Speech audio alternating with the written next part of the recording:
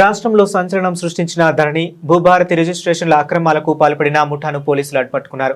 ప్రభుత్వ ఆదాయానికి గండి కొట్టి 3.90 కోట్ల కుంభకోణంలో నిందితులుగా ఉన్న 15 మందిని జనగామ పోలీసులు అరెస్ట్ చేశారు.